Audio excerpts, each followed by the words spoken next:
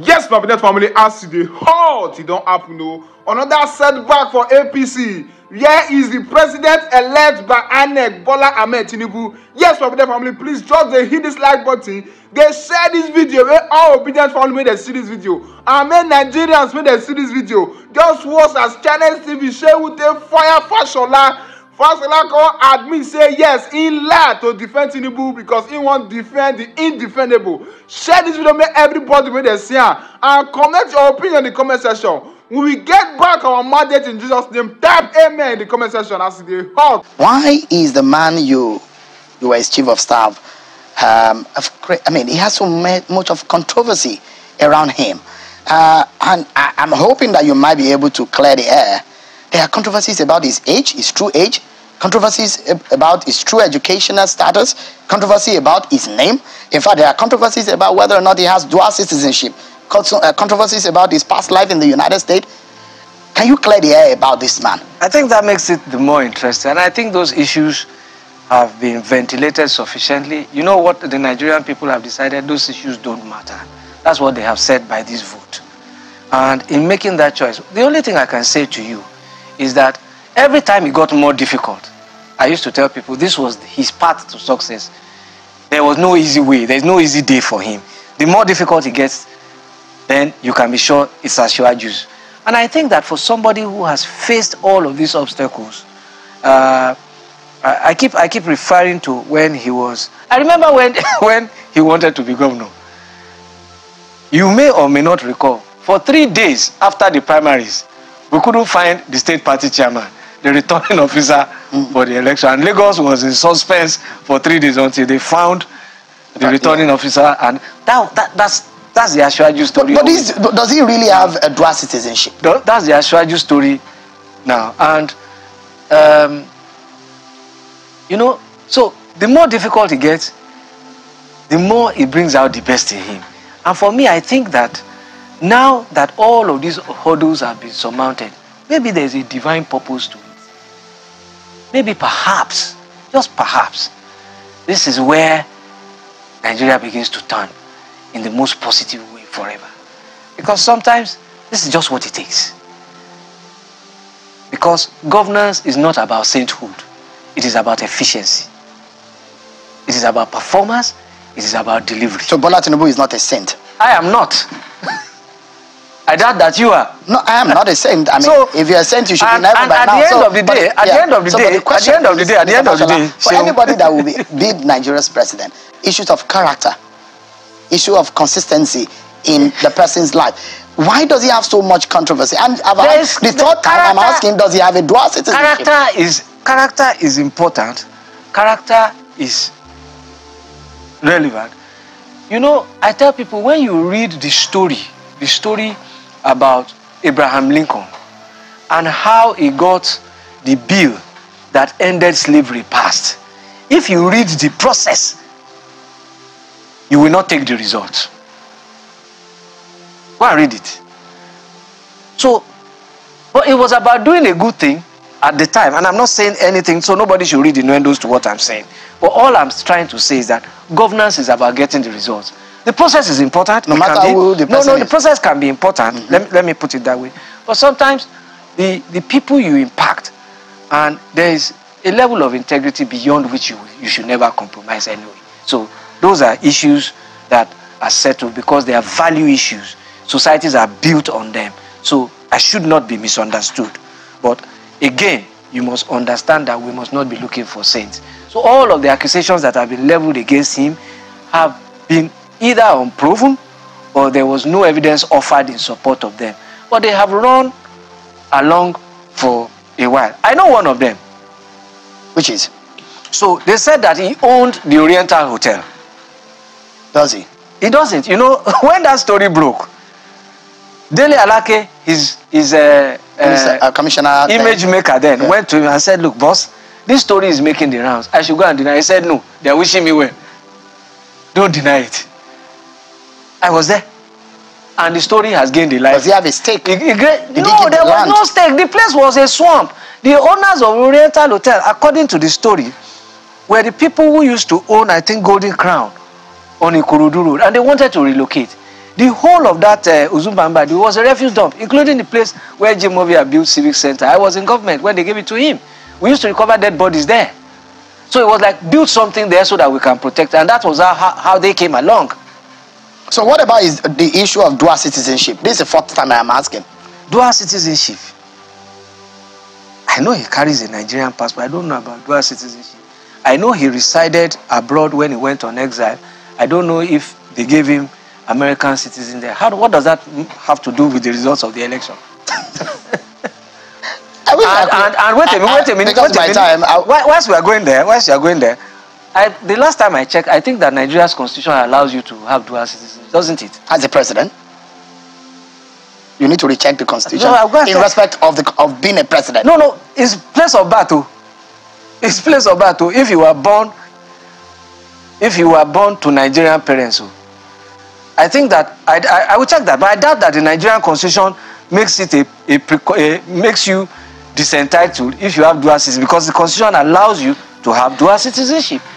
I've not gone into the works and housing, and I'm really running out of time. Because you are pressing very, very tenuous grounds. Well, you are dodging away from it. No, I'm not dodging. I'm engaging you. Yeah. You are pressing tenuous grounds, so if you want to continue there, or you want to do some more ground covering, let's go there. By the way, can I ask, where is Mr. Tinubu? He's outside the country. He's outside Nigeria, specifically where I don't know. I haven't called him since we finished our work. So, is he all right? No, I lie. I spoke to him about a week ago. He was in France. Okay. Is he all right? Of course, medically. Of course, he is. Come on. No. I'm asking because these are some of the questions. I mean, we reflect. So what is happening. Let's go there. So since 2002, when he hurt his back, almost every time he has traveled, opposition has said he has died, but he still comes back alive. He'll be back soon. But I'm not sure they said he has died this time around. They're just worried. It's fine. They said, look, is he there on a vacation to rest or something? I believe that. I believe that he's taking some time out. He needs it. He ran, I think, the longest, the fiercest campaign. His primaries was the most contested.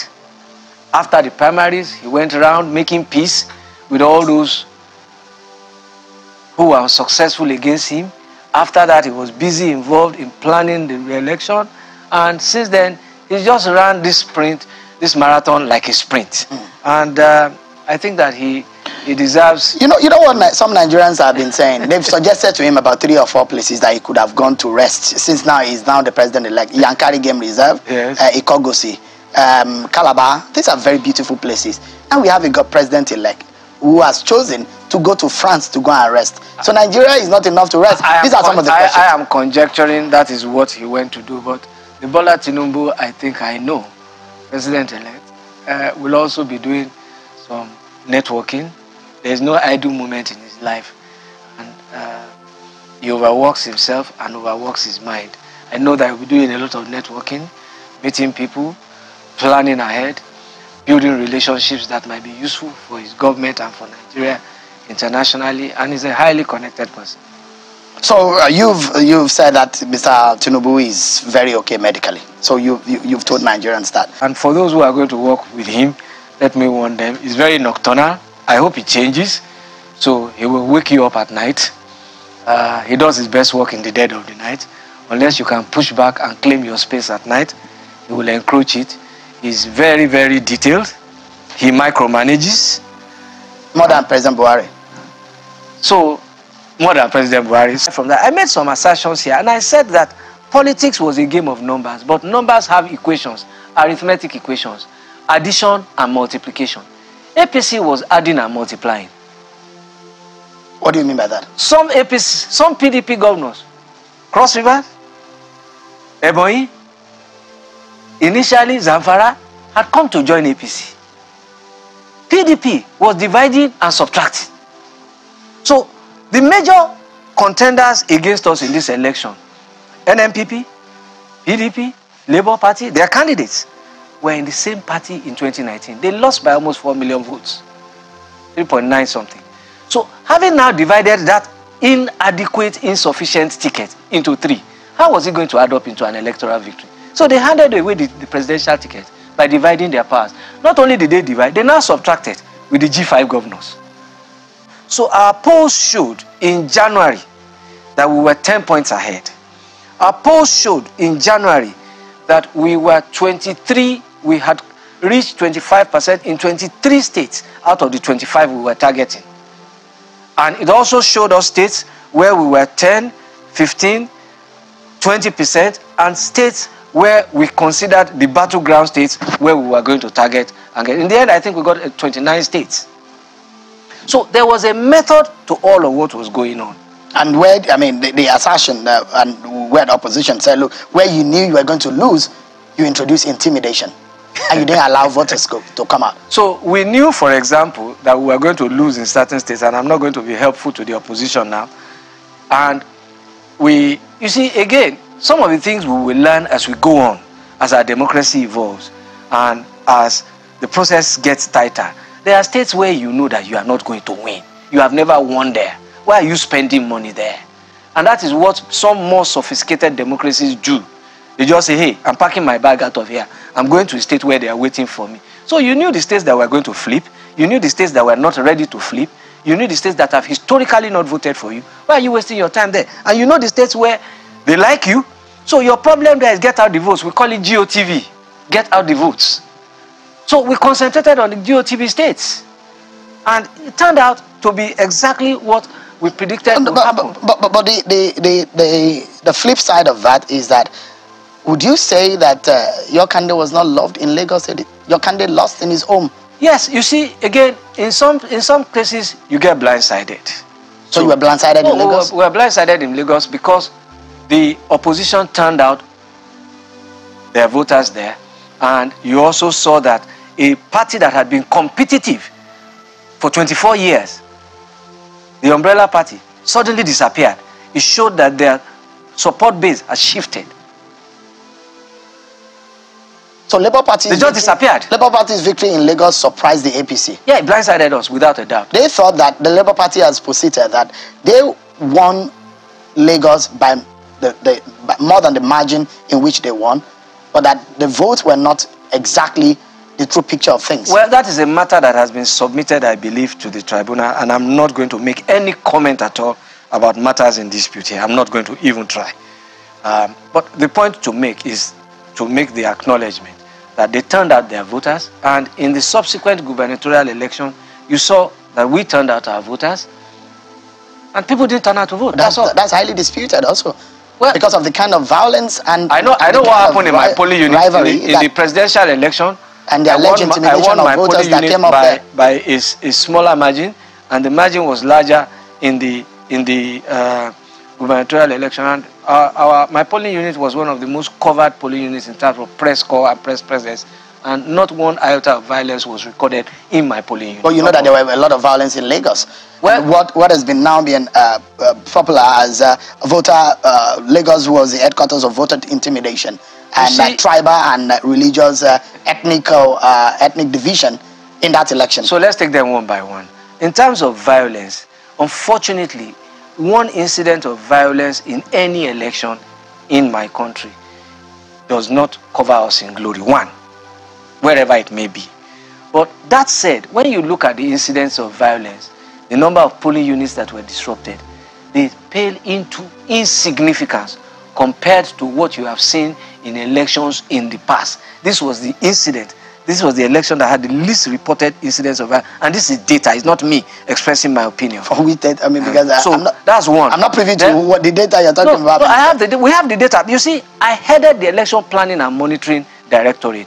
Are you worried and perhaps disappointed in a Lagos that you governed for 8 years? There was some color and there was some festival, and there were reports that are not too savory about events that happened, but I wasn't in those spaces, and therefore I can't comment. And I've told you, for example, worried about... I've told you, for example, what happened in my polling unit. You know, election day is what you see that you can really account for. You know, there's a question you guys ask, or journalists generally ask me on election day, what is your feeling about the election after I've just voted? And I tell you, I can only tell you about what I experienced here. I don't know what's happening in other places. I mean, I'm worried about the implication of this scenario that played out in the election. We saw what happened in 2015 also in Lagos and the implications of that on businesses, on commerce, on the peaceful living of Lagosians. The consequence of what happened in that election, are you worried in a Lagos that you ruled for 8 years? I think that we are too joined at the hip to allow disagreements over elections to fester beyond elections. There are too many places where we are connected. I tell people, for example, that if you are talking ethnic issues, my first cousin is Louis Ganiu Okafo, and I have another cousin, Shola Okeke, God bless her soul. So which one of them do I dislike?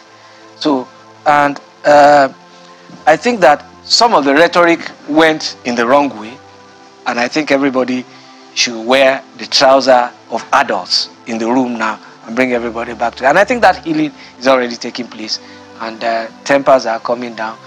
Sometimes we can be extreme when there is competition, but I think as it goes on, maturity will come in, and I think that you members of the press have a duty to play in shutting down very, very extreme rhetoric whenever it happens. You must do that so that you bring people back to